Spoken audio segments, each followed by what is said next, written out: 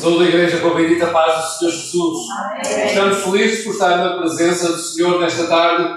Amém. Amém. Glória a Deus. É um privilégio muito grande. Dou graças a Deus pela Igreja do Senhor aqui.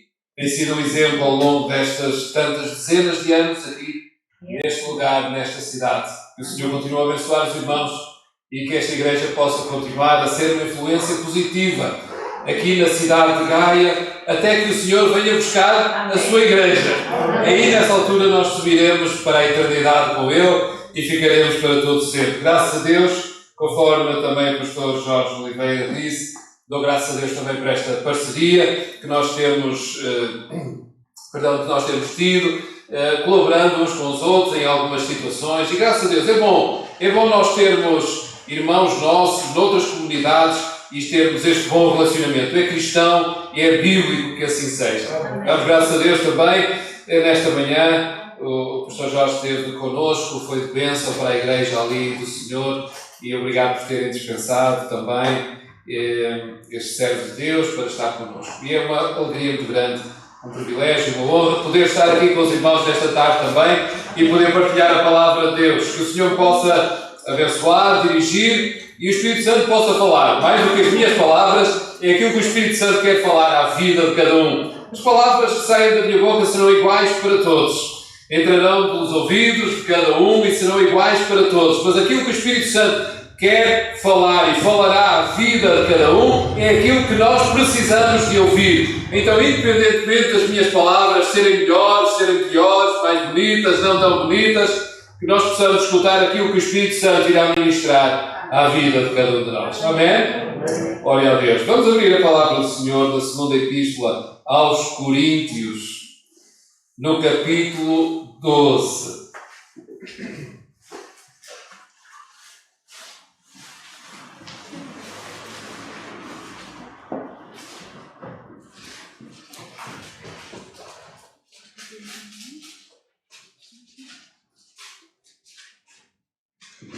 Segunda Epístola aos Coríntios, no capítulo 12. Nós vamos ler a partir do versículo 1 e vamos ler até ao versículo 10.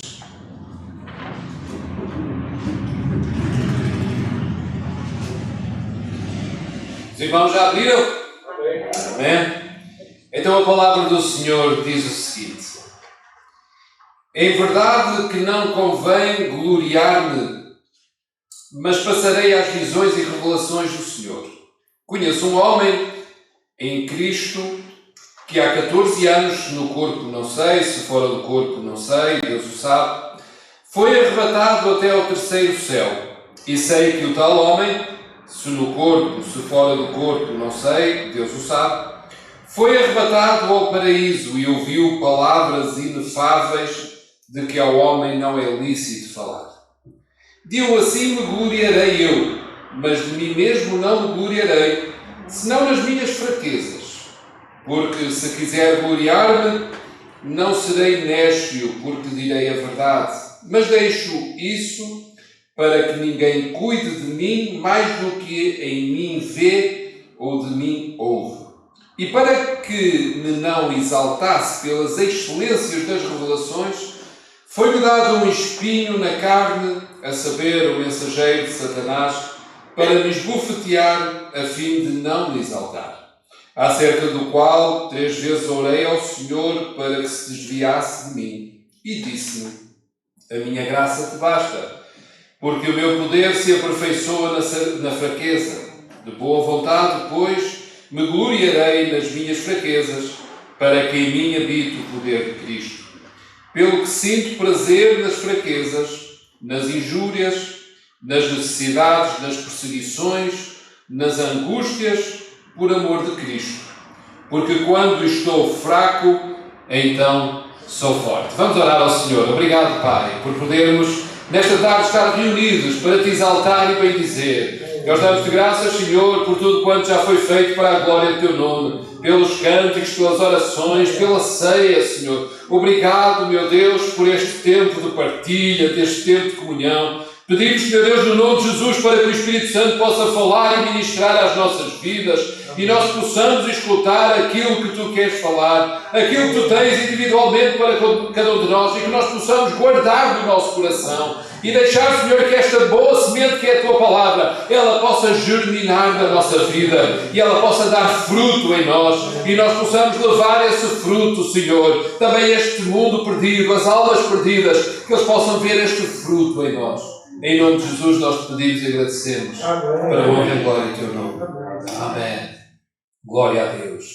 Glória a Deus. Quando nós lemos a primeira epístola aos Coríntios, nós vemos, indicado também pelo apóstolo Paulo, por várias perguntas que foram feitas por escrito e também por algumas notícias que trouxeram a família de Cloé, com várias dúvidas e relativamente à situação que a igreja de Corinto estava a passar. Nós vemos essa carta, vemos um escrito estruturado, o apóstolo Paulo a falar de um assunto, a explicar à igreja como é que se devia proceder e qual é que era a doutrina relativamente àquele assunto. E depois vemos o apóstolo Paulo a transitar para um ou outro assunto e a explicar esse outro assunto. E depois mais outro assunto e mais uma explicação. E assim nós encontramos na primeira epístola aos Coríntios, o apóstolo Paulo com uma escrita estruturada, explicando os diversos assuntos que era necessário esclarecer. A igreja de Corinto era uma igreja extremamente complicada. E quando nós estamos com responsabilidades da igreja e nós pensamos que a nossa igreja é complicada, nós devemos ler aquilo que o apóstolo Paulo escreveu a esta igreja. E depois de nós lermos e entendermos as complicações e dificuldades que ali havia, então nós olhamos para a nossa igreja e nós damos glória a Deus,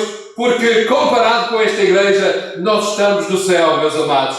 Tanta confusão que ali existia na igreja de Corinto. Mas depois de ele escrever esta carta, nós entendemos na segunda epístola aos Coríntios que ele terá feito ali uma breve visita, não programada inicialmente, uma breve visita, apareceu ali de surpresa. Mas não foi uma boa surpresa para o povo que estava ali na igreja do Senhor. O apóstolo Paulo aparece e não foi muito bem recebido. E então ele vai, volta e escreve uma nova carta cerca de um ano depois, que é a segunda epístola aos Coríntios, que nós temos a palavra de Deus, e nós encontramos uma escrita com um estilo completamente diferente. Nós vemos já não uma escrita estruturada, mas vemos até alguma confusão e vemos que o apóstolo Paulo estava perturbado, estava incomodado. E ele gasta aqui, inspirado obviamente pelo Espírito Santo, gasta aqui muitas letras, muitas palavras a defender o seu ministério, a falar de certas coisas, e vemos que aquele homem estava de alguma maneira perturbado e incomodado com aquilo que estava a passar em parte desta carta. E a certa altura das muitas coisas que ele vai escrevendo também acerca do seu ministério, acerca da sua experiência, defendendo o seu ministério, defendendo o seu apostolado, ele conta algo que Deus lhe deu, conta ou fala de algo que viu, mas não diz exatamente aquilo que viu, porque diz, olha, daquilo que eu vi, das revelações que me foram dadas, nem é lícito eu falar daquilo que o Senhor me mostrou. Mas depois ele diz mais qualquer coisa. E quando nós lemos apenas parte do texto bíblico, nós podemos pensar, porque eu também já pensei assim, bem, o apóstolo Paulo era quase ali do nível espiritual dos anjos. Parece que já não estava com os pés assentes nesta terra. Tal era o nível espiritual deste homem. E nós acreditamos, e muita gente defende, que os 9 dons do Espírito estavam presentes e se manifestaram na vida do apóstolo Paulo. E nós olhamos para certos textos e pensamos, e eu pensei isto também, bem, o apóstolo Paulo já estava num nível espiritual tão alto, tão maravilhoso, tão fantástico. Mas quando nós lemos o texto todo bíblico, e é bom que nós leiamos todo o texto bíblico, porque pegar num texto bíblico e tirá-lo do contexto dá lugar ao caminho da heresia, dá lugar a heresias. E, meus amados, a Igreja do Senhor não quer heresias, nós queremos a palavra e temos que entender o total da palavra, temos que entender o contexto daquilo que é escrito. E quando nós lemos os escritos todos de Paulo, nós vemos que este homem é usado por Deus, sem dúvida, mas era um homem que passou por muito sofrimento e muitas limitações. E nós chegamos aqui a esta parte em que ele fala de algo e que o Senhor dá uma resposta, em que ele ora a Deus em que ele pede por socorro, ele clama ao Senhor e o Senhor diz-lhe a esse clamor: a minha graça te basta, a minha graça te basta. Porque o meu poder se aperfeiçoa na fraqueza. E depois diz ele: de boa vontade, pois me gloriarei nas minhas fraquezas, para que em mim habite o poder de Cristo. E, meus amados, isto revela uma maturidade espiritual tão grande e tão maravilhosa que eu gostaria de ter na minha vida. E o caminho para nós seguirmos o caminho espiritual é nós caminharmos no sentido de atingirmos uma maturidade espiritual em que possamos encarar na nossa vida e receber estas palavras de Deus na nossa vida da mesma maneira como o apóstolo Paulo recebeu quando Deus falou com ele. A minha graça te basta. O que é graça? Graça é algo imerecido. É o que nós não merecemos. O significado desta palavra expressa algo que procede do doador, daquele que dá, e é recebido como presente pelo receptor, por aquele que, pelo destinatário, por aquele que recebe, que não fez nada para o merecer. Graça é nós pegarmos em alguma coisa e que queremos dar e oferecermos a alguém que não merece receber. Nós não merecemos, mas Deus dá como presente. Graça é o que Deus nos dá sem nós merecermos e recebemos de graça e pela graça de Deus na nossa vida. E quando o Senhor lhe diz: a minha graça te basta, o Senhor está a dizer-lhe aquilo que tu não mereces, mas que eu te quero dar, Paulo. Tu não mereces, mas que eu te quero dar. Isso é suficiente na tua vida. O que eu te quero dar, tu não merecendo, mas que eu quero dar, isso é suficiente na tua vida. E nós vemos que ele dependeu da graça de Deus e do seu poder. No tempo da aflição, o apóstolo Paulo orou ao Senhor para que o libertasse daquilo a que ele chamou de espinho na carne. E depois diz mais qualquer coisa, mas ele não descreve o que realmente estava a passar, e muitas são as teorias sobre este espinho na carne. Era alguma dificuldade, algo que o incomodava, e ele depois diz: olha, foi um mensageiro de Satanás que foi enviado para me esbofetear, este espinho na carne, pelo qual eu orei 3 vezes ao Senhor para que o desviasse de mim, para que o tirasse da minha vida, no meio da aflição, no meio de uma situação bastante difícil, bastante incomodativa. E ele diz: Senhor, desvia isto de mim. E o Senhor diz: a minha graça te basta. Aquilo que eu te dou, Paulo, é suficiente para ti.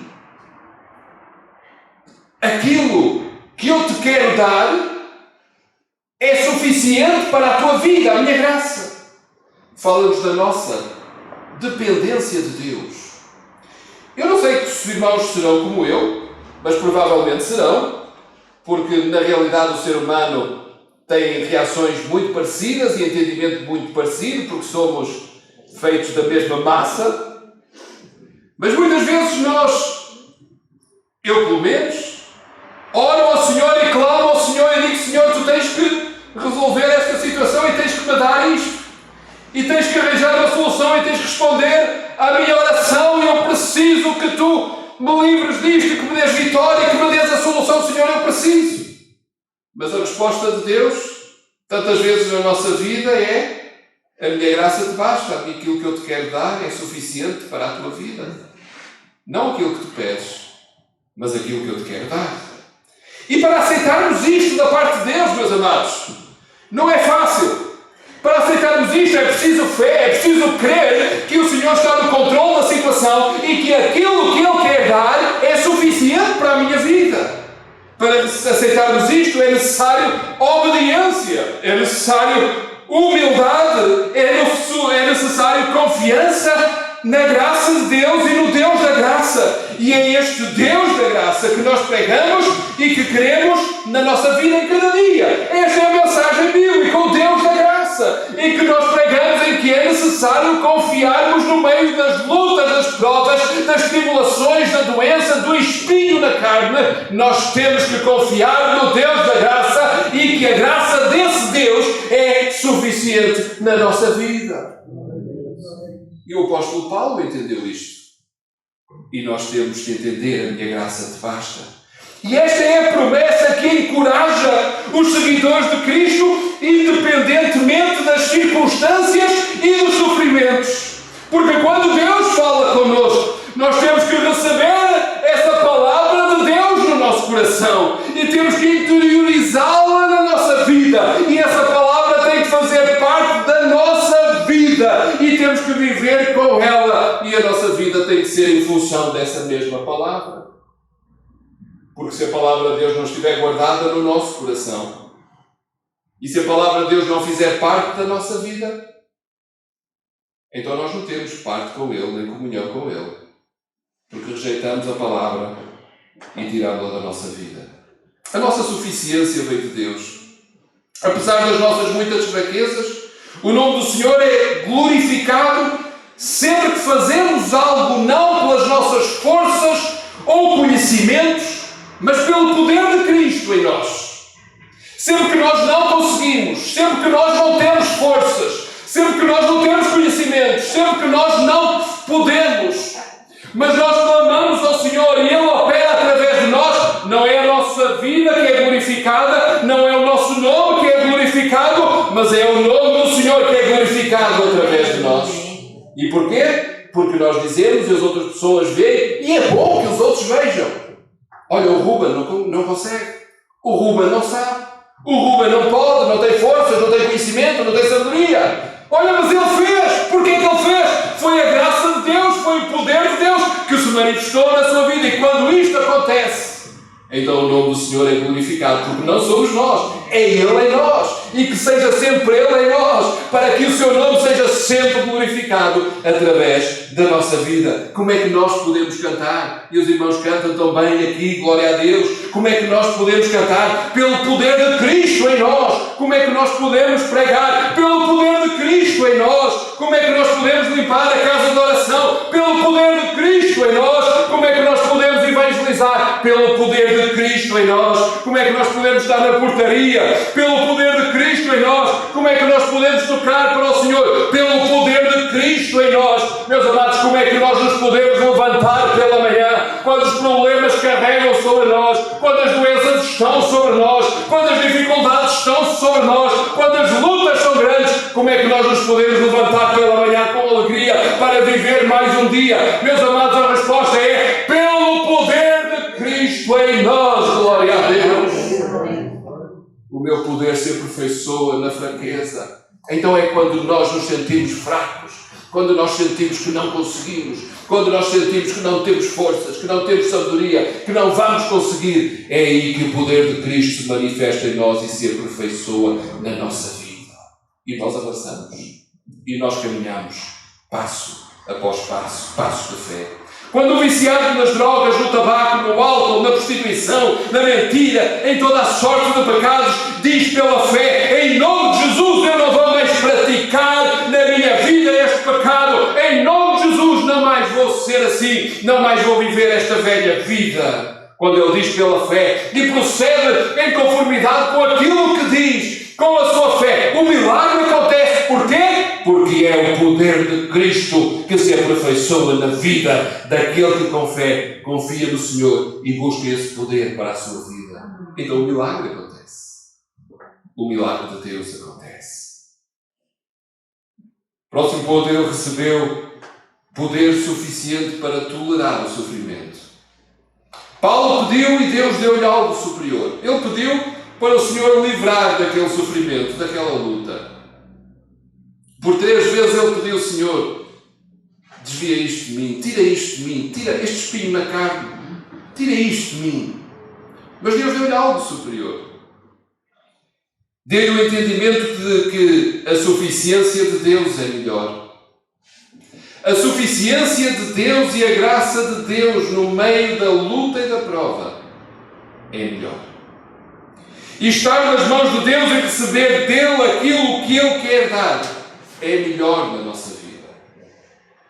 Porque é fácil nós recebermos de Deus aquilo que nós lhe pedimos.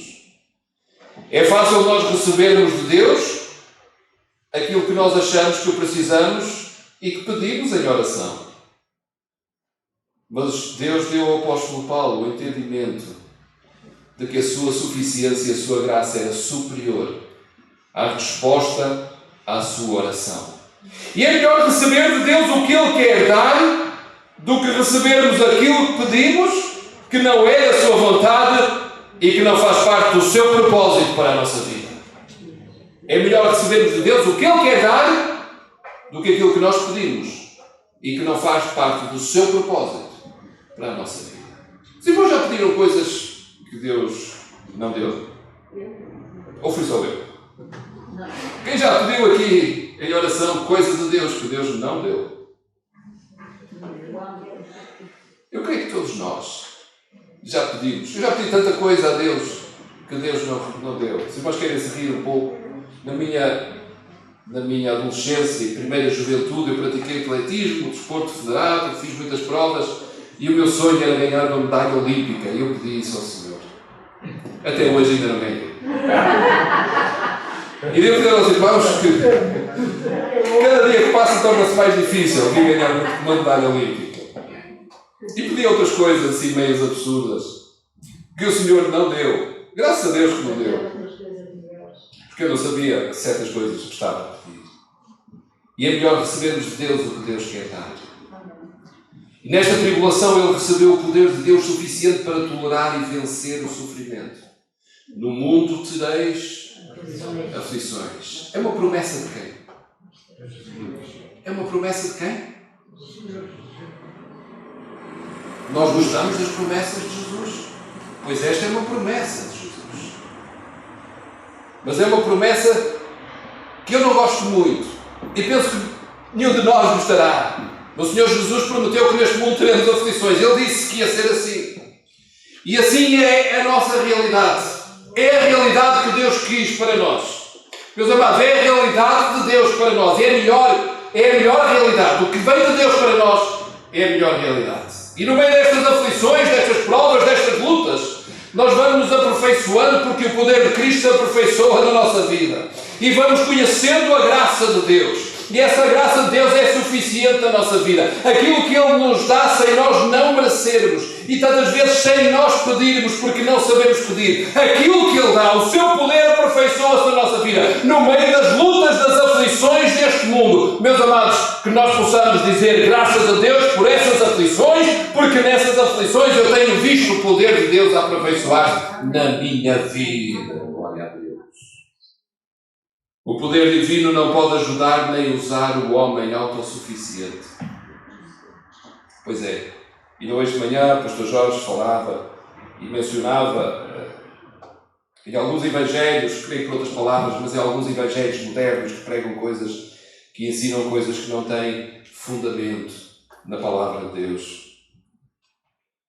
E infelizmente hoje em dia prega-se muita coisa por este mundo fora, focada na autossuficiência e na exaltação do homem. O poder de Deus aperfeiçoa-se, diz o apóstolo Paulo, na palavra de Deus. E é a palavra de Deus.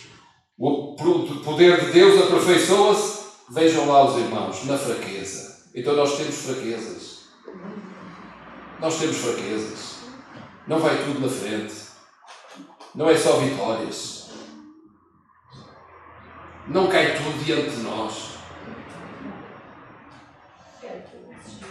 O poder de Deus aperfeiçoa-se na fraqueza. Meus amados, o que é que isto quer dizer? Entre outras coisas, é quando nós nos sentimos fracos. Os irmãos já se sentiram fracos? Oh, meus amados. É quando nós nos sentimos fracos. O apóstolo Paulo estava-se a sentir fraco. E esta não foi a única situação em que ele dá a entender que está a sentir fraco.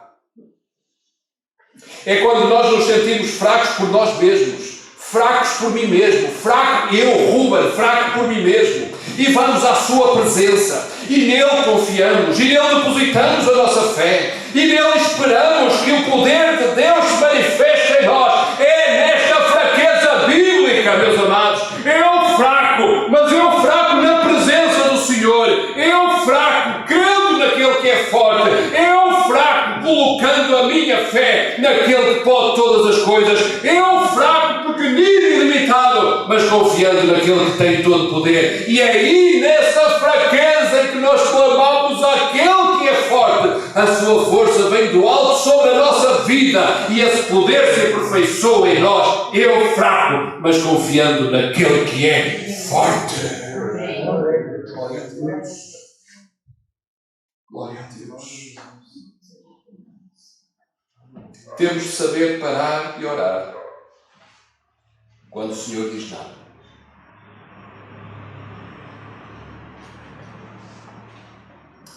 E nós também temos dificuldades nisto. Temos de saber parar de orar por um assunto quando o Senhor diz não. E nós encontramos isto exatamente neste texto. O Senhor respondeu e o assunto está arrumado. A minha graça te basta. O meu poder se aperfeiçoa na fraqueza. A resposta está aí, Paulo. Não precisas de orar mais sobre esse assunto, porque a minha resposta para ti é esta. Quando Moisés subiu ao Monte Nebo para ver a terra prometida, ele pediu ao Senhor, Senhor, deixa-me entrar. E o Senhor disse, não me peças mais por isso.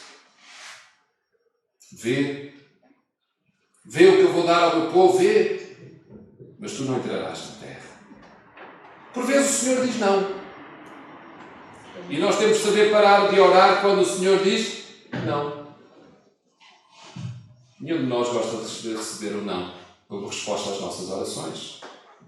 Mas o Senhor estava a dizer, não é para continuar a pedir, Paulo, esse não é o caminho, não continues a insistir. A resposta à tua oração é, a minha graça te basta e o meu poder se aperfeiçoa na fraqueza. A minha graça é suficiente para ti e o meu poder vai aperfeiçoar-se nessa tua fraqueza. Apóstolo Paulo, esta é a resposta à tua oração.